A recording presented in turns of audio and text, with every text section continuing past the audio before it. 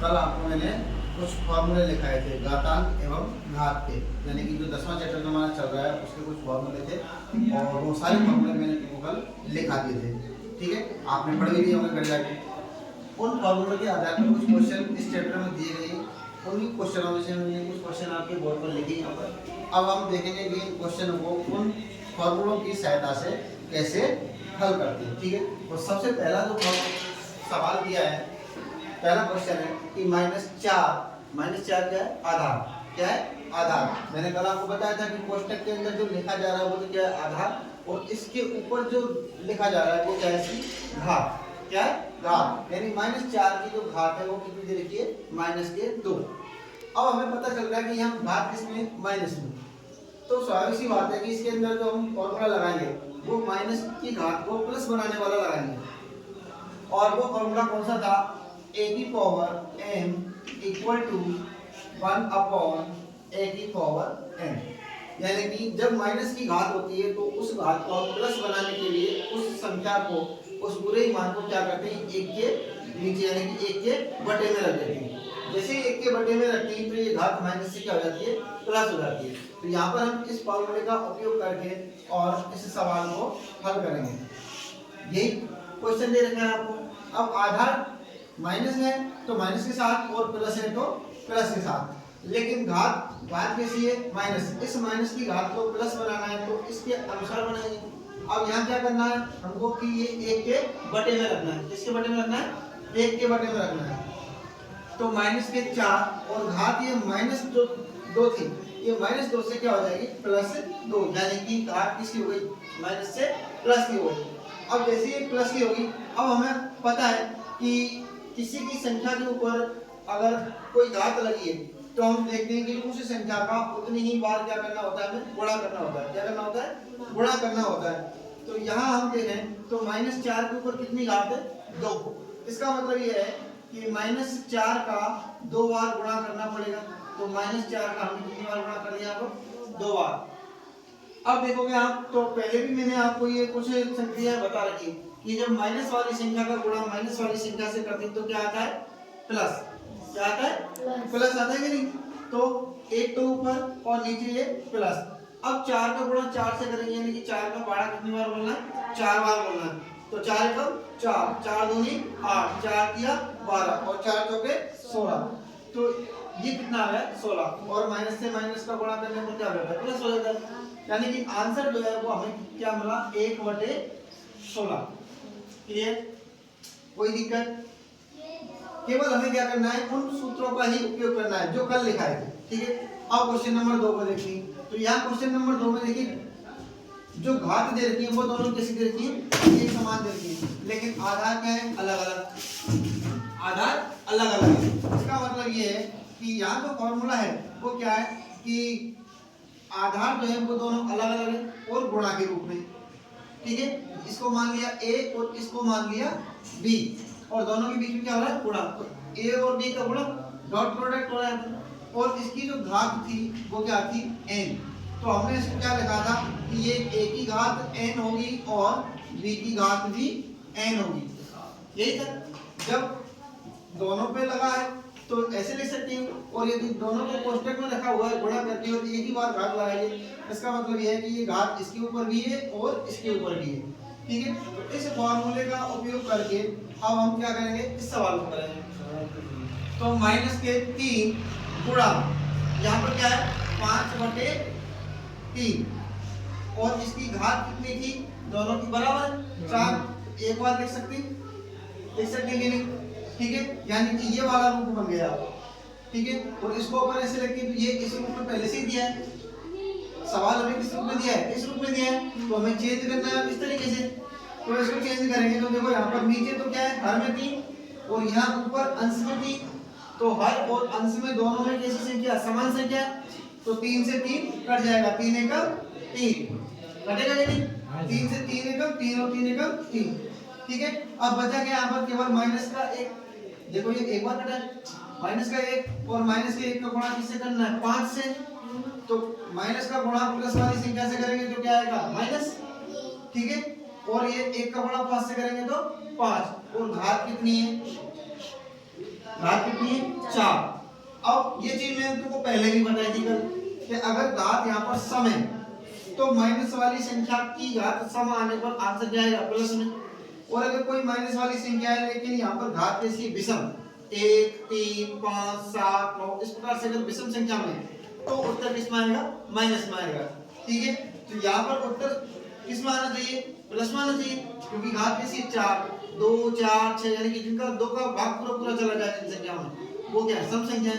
ठीक है, तो ये जो सवाल का आंसर आएगा वो क्या आएगा प्लस में आएगा। कहां से फिक्स किया क्योंकि घात क्या है सम 4। अब 5 का गुणा हमें 4 बार करना है, तो देखो एक बार मैं इसको करके बताता हूं आपको। -5 गुणा -5 गुणा -5 गुणा -5। अब देखो 4 बार किया 4 ला दो।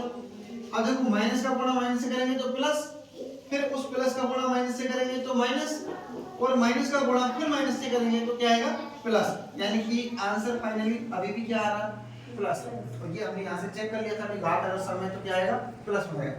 अब 5 रह गया, तो 5 का गुणा 5 से करेंगे तो 5 पंजे 25, फिर 25 का गुणा इस 5 से करेंगे तो 25 पंजे 125, और फिर 125 का गुणा इस 5 से करेंगे तो 125 पंजे 625, यानी कि आंसर कितना आ गया 625। ठीक है, कोई दिक्कत। इसी प्रकार से ये क्वेश्चन दे रखा है क्वेश्चन नंबर 3। देखो यहाँ पर यहाँ जो आधार है वो बटे में दिया है, कोई बात नहीं बटे में दिया है तो, लेकिन ये घात सारी किसमें दे रखी है माइनस में। देखो ये भी माइनस में, ये भी माइनस में, ये भी माइनस में। जब माइनस वाली घात होती है तो सबसे पहला काम तो हमारा ये होता है कि इस माइनस वाली घात को अपन क्या कर दें प्लस बना दें। ठीक है, क्योंकि प्लस में हमें घात लगा के तो गुणा करने में आसानी रहती है। तो इस फॉर्मूले से वही जो पहले सवाल में यूज किया था यहाँ पर वही यहाँ पर यूज कर रहे हैं।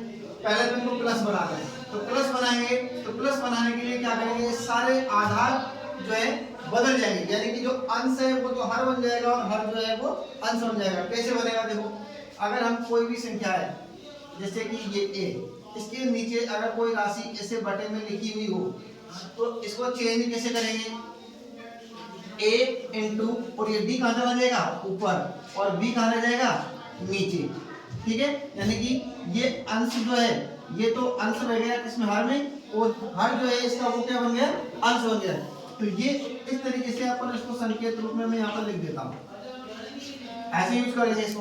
तो यहाँ ऐसे ही जब इसको अपन 1 के बटे में लेके जाएंगे, यानी कि 1/2 की घात 2, इस माइनस की घात को क्या कर दिया प्लस बना दिया।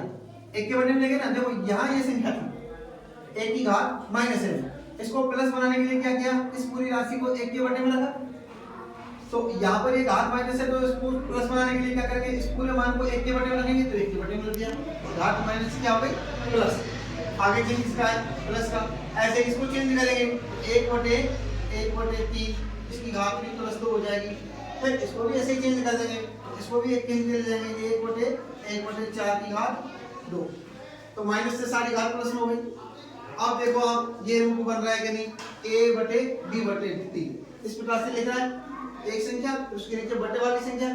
तो इसको जब हम अपन हल करेंगे तो क्या रूप बनेगा a गुणा d/b, यानी कि इसका जो हर है वो क्या बन गया अंश।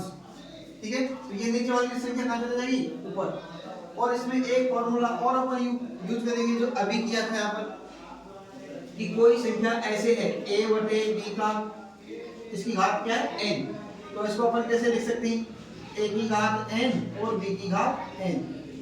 क्यों, क्योंकि ये पूरे कोष्टक के ऊपर घात है, इसका मतलब कोष्टक के अंदर जितने भी अंक हैं जितनी भी संख्या लिखी है उन सबके ऊपर ये घात लगी हुई है।